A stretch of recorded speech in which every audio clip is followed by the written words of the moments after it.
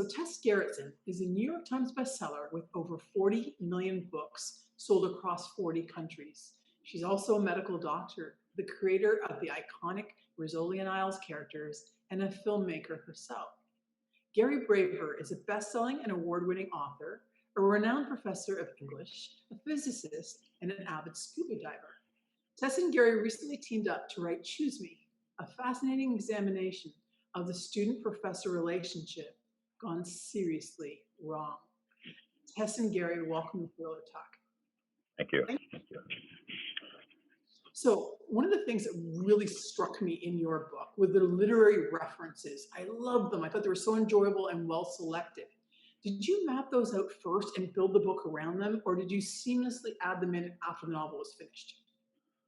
I think we knew what the theme was of the book. I mean, it's going to be new wine in an old bottle, a professor-student relationship, and went back to some prototypes, which I had read a long time ago in graduate school, particularly Abelard and Heloise, and then looked for others that that would fit into that paradigm. And Terry recommended the Aeneid, Dido and Aeneas, and that I had not read, the Virgil, but the more contemporary ones fit in, including Gone Girl and Brokeback Mountain.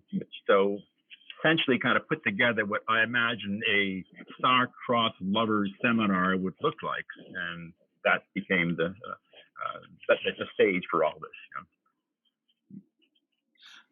He mentions the Aeneid, which for me, I had read it just maybe a year or two before, and it was a really emotional sort of section of the Aeneid, which is between Aeneas and Queen Dido, because I remember at the end of that chapter crying, feeling so sorry for her and thinking, there has to be a book about this, or a play about this, or this horrible betrayal of a woman's love, and that easily wrapped into all these examples that Gary and I put in. Now, of course, we all know about Romeo and Juliet. That was easy, but I was not as familiar with Abelard and Heloise. So in a way, it's like blending together two lifetimes of education in literary fiction and putting them all together and making us look smarter than we really are. Well, I was really impressed, just so you know. I felt educated in that, and I thought it was really well done. A very subtle but important part of the book. Yeah. I read it too. It's phenomenal. I really, really love this book. I cannot wait for readers to get their hands on it. But how did you guys decide to team up and write it together? What was that like? And then how did the writing process itself work? Doing it as co-authors. I could answer how it met, and Terry could talk about how it worked. And we've known each other for a long time, 25 years. And at a Christmas party a few years back,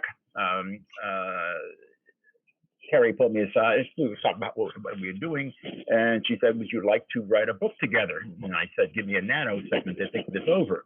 And Me Too was in the air. A lot of people were being disgraced. Started with Harvey Weinstein, and we talked about the kind of spectrum of violations against women, from touching someone to rape, and that there was a spectrum. And we decided to do a story on an illicit affair, and I would do the male point of view, and Terry would do the female point of view, because there's two sides to each affair.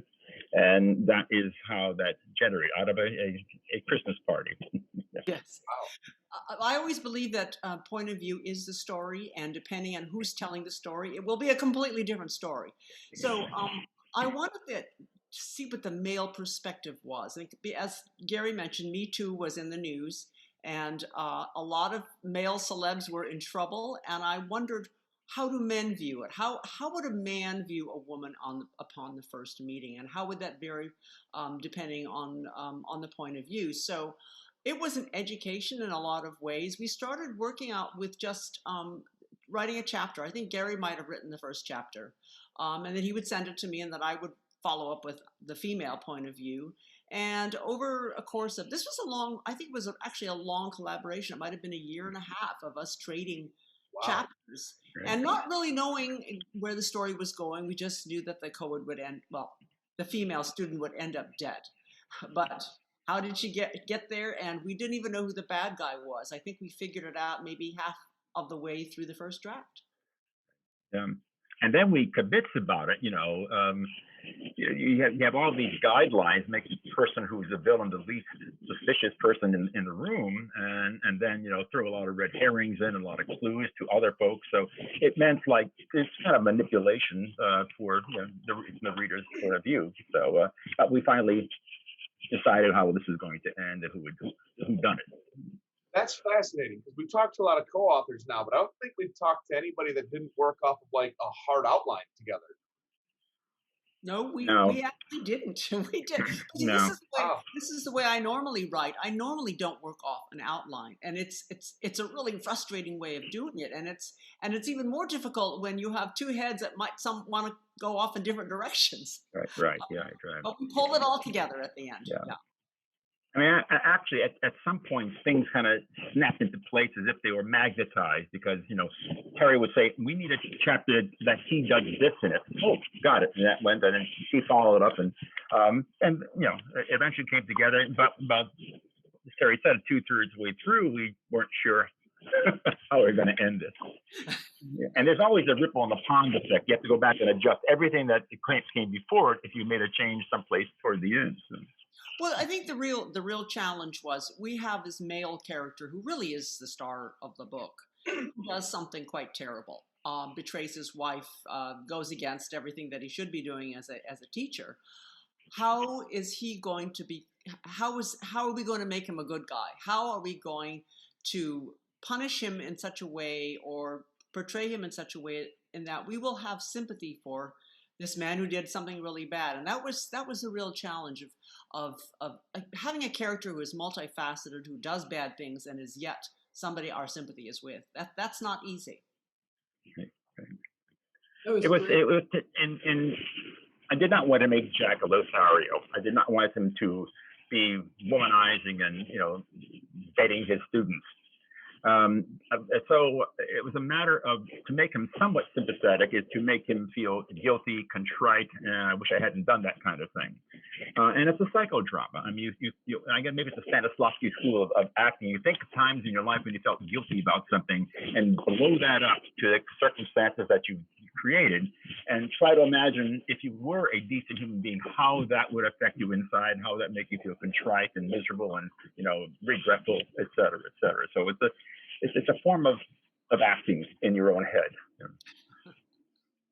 Well, I found it really effective, and it was kind of like a he said, she said situation, which really drew you in, and I actually felt like both characters had very, kind of sympathetic aspects, which I thoroughly enjoyed. So, Tess, I understand that you write your first draft with pen and paper. Is this true? This is true. I continue to do that. In fact, I've got a bunch of handwritten pages upstairs right now. I love it. And do you think there's something organic and kinesthetic in writing by hand that helps your writing process? And do you think more aspiring authors should write that way? Well, I write this way because when I see my words typed on the screen, I want to edit. The editor wakes up in my brain, and then I never get beyond that page. So it's really because I want to hide what I've just finished writing, so that I don't feel this temptation to stop and fix things. Mm-hmm. And that wanting to stop and fix things is like a first draft killer. You never get beyond that. That's just been my experience, and I know that every time I try to type something first draft, I always end up getting stuck. And how about you, Gary? What is your process like? In fact, it's probably just the opposite of what Terry does. I polish and polish and polish a scene until I'm sure it's humming okay, it's sounding good. And also when I'm stuck at a fork in the road, not sure which way to take the story, I would go back and work on a chapter that was half polished and in a pocket of my brain, I'm still trying to solve the fork problem, and eventually it works out. I used to work with an outline. In fact, my first novel, I had a 95-page outline. I kept saying, Gary, this is stone. This is ridiculous. And now I just do chapter 1, chapter 2, if I even do that. But on this book, because we didn't do an outline, I am just, it was a dark and stormy night, and see what happens after that. It's just proof, if you ask me, that there is no one right way to write. You have to listen to yourself, I think, and work through whatever it is, because there are such extremes to hear about, and I love it. I feel like, and that's the thing about, I think they should help people in writing schools and, and teaching, is just tell them, do what feels right, because, then it's.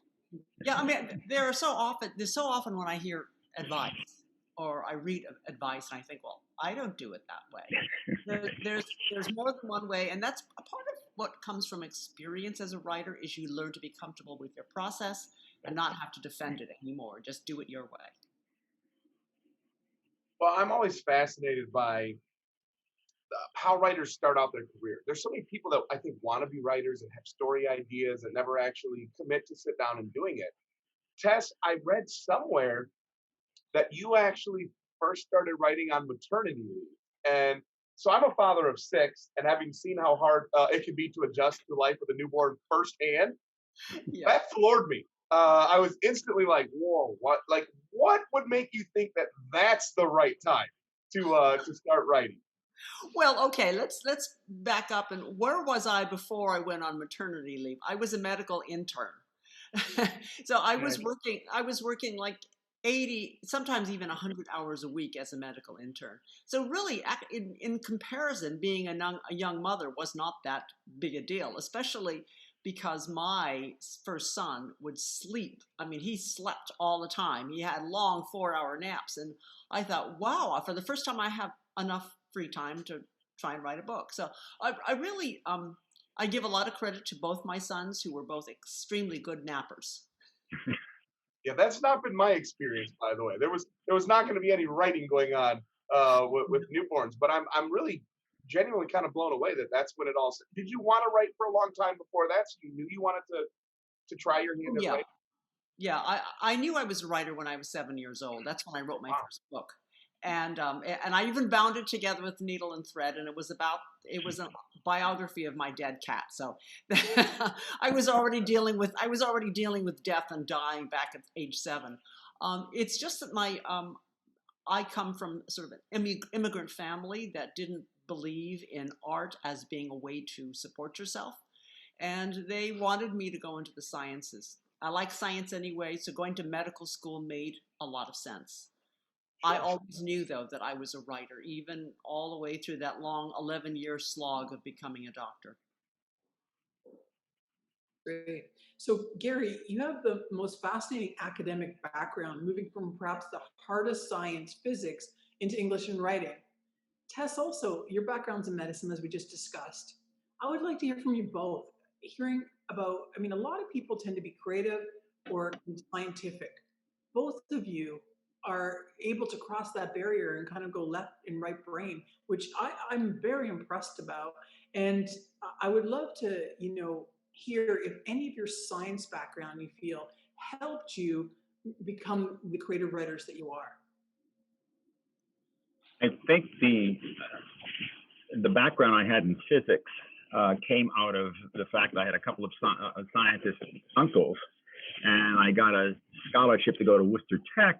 And my sophomore year, I decided I don't care about electrons. I can't see them. I don't understand them, but I care about words. And I started Humor Magazine, or was editor of this and that came easily to me. So I knew that I wanted to write, and I knew that I would have to get graduate degrees in English. And the only way to learn how to write is to learn how to read.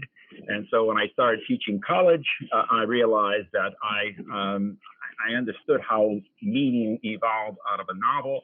And as Terry knows this, I just so happen to have as my office mate Robert B. Parker, who became a lifetime friend, and I watched him demythologize the process of writing. He'd write 4 to 5 pages a day, and then put it together and send them off, and became books. So I saw that how it was done, and I said, I want to do that when I grow up too. And it happens.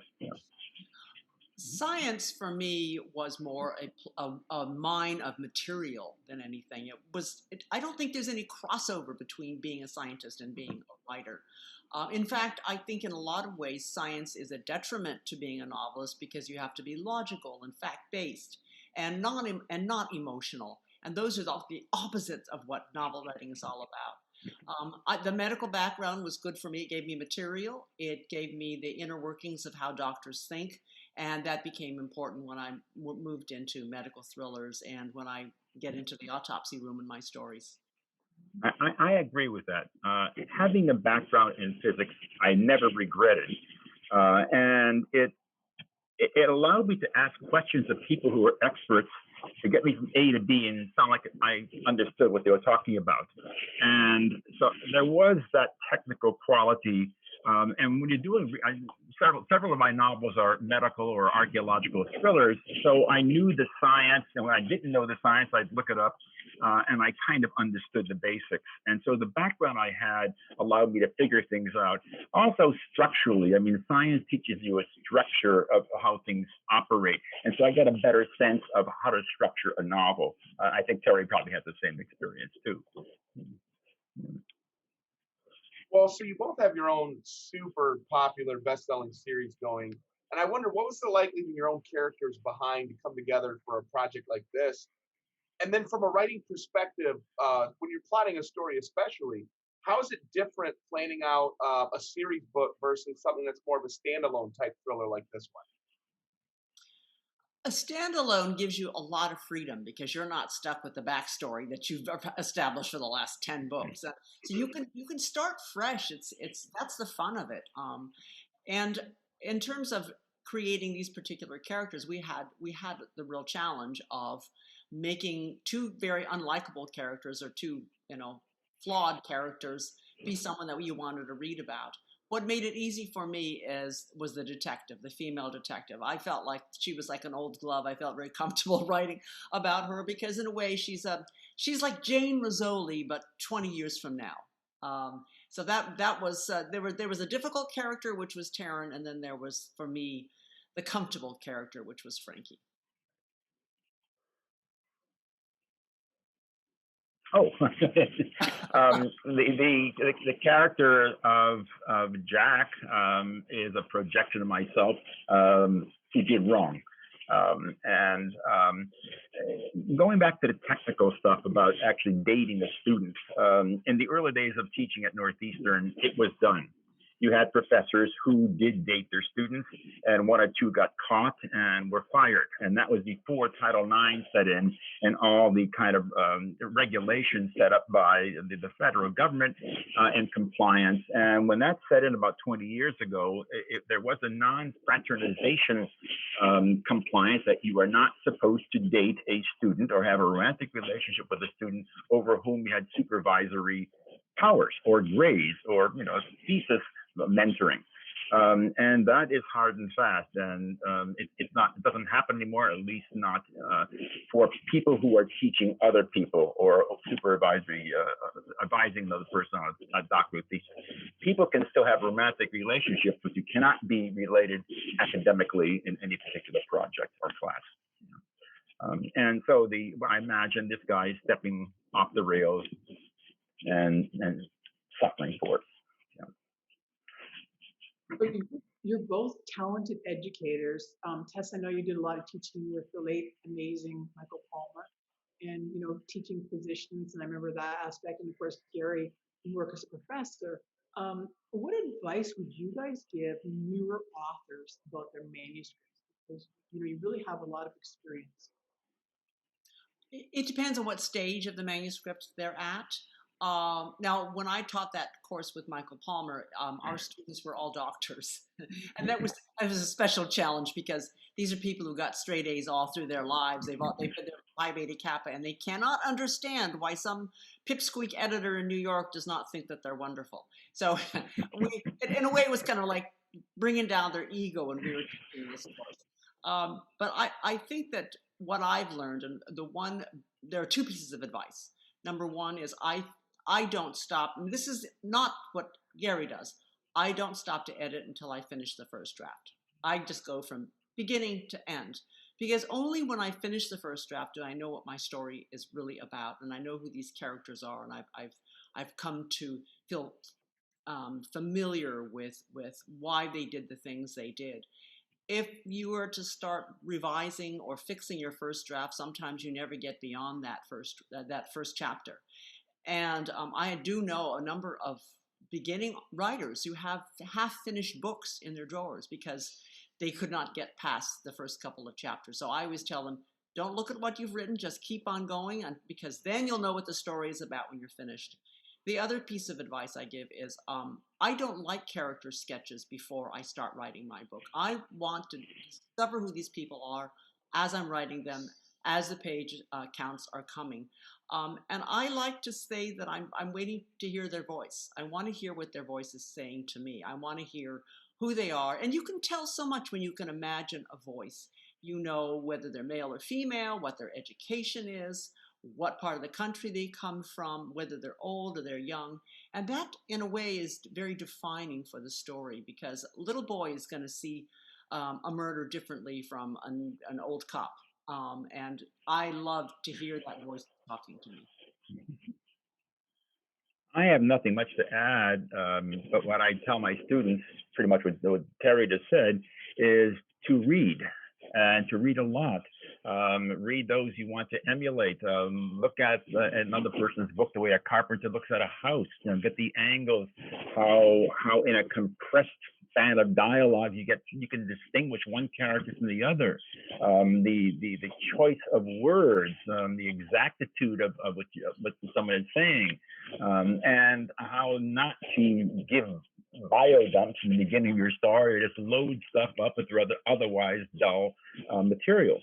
And sometimes to alternate between an action scene and a reflection scene, an action scene and reflection scene. In my bestsellers course, I used Stephen King's Misery, which is in fact almost categorically, it's paced by action, that reflection, action, reflection. And that is in many ways a kind of a textbook for how it is done. Well, this sort of flows perfectly into my next question, which is, obviously we've touched now on a number of different authors, but who are some authors that you guys both enjoy reading when you're not busy writing your own stuff? I talk about the three Lisas. It's funny. Lisa Gardner, fantastic. Lisa Scottolini, fantastic. Lisa Unger. Those three women, I don't know what it is about that name, but I noticed when I was looking at my shelf of all my favorite thrillers that they're all named by the first, they all have the first name. Dean Koontz, Stephen King. I teach a course in horror fiction. Alexandra Sokoloff. I also go back to the classics of Dracula, which I'm still in awe of, and contemporary writers, TESS GERRITSEN. Thank you. Good answer. Yeah, a co-writer and a fan. Very smart man. So, in both your novels are incredibly well drawn. I don't think it's an exaggeration to call them another major character. Can you tell us a little bit about how you choose your locales, how you research them, and how you bring them to life? For me, locale is very much just a practical matter. Is it close enough for me to be able to do the research? Now, I set Rizzoli and Isles in Boston, but I live in Maine, and the reason I set it in Boston is we don't have enough murders up here. We just, we have a low homicide rate, and it wouldn't make sense that we would have like this big homicide unit up here in Maine, because they would be they'd be kind of bored a lot of the time. So that's why I chose Boston, just because of the proximity. I did too, because I'm familiar with it. I've lived here the last 40 years. So locale is also sometimes like a character in the story too. I mean, depending on what the story is, the environment, you know, the mood that it sets. And Boston is great because it's got a spectrum of environments from, you know, very woodsy to very intellectual. I mean, it's the academic center of the world, it's the medical center of the world. So there's a lot going on here where you can stage scenes and the ambiance around it helps propel the story and helps, you know, make it vivid and reflects on the characters too. Well, lastly, before we let you guys go, what's next for both of you now that Choose Me is set to come out July 1st? And might we see another collaboration in the future? I have got lined up like airplanes on the on the runway a number of solo books. I just turned in my 13th Rizzoli and Isles book, which is coming out in 2022. And I am maybe a quarter of the way through my next book, which is completely new for me, another subject. It's a spy novel. And it's based on the true story. Well, I don't know if I'm getting into dangerous ground here. I live in this little tiny town in Maine. And I discovered some years ago, for some reason, that a lot of the people up here are retired CIA. I'm surrounded by spies. So I thought, I'm interested, first of all, in older age group characters. And I love the idea of a community of of retired spies.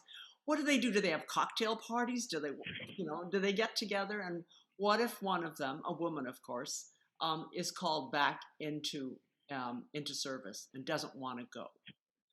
So that was the whole idea of starting off with my hometown and imagining retired spies and what are their lives like after they may have had interesting lives and now they're stuck in this little town farming chickens. I cannot wait to read that one, Tess. You just had me at spies, and then the idea. There was a couple years ago. I wish I could remember the title. A great book that about a spy who had got Alzheimer's, and then as a result of that, they worried about, what's he going to say? Is he going to divulge the secrets? So I think former spies are an incredible grist for the mill. Well done.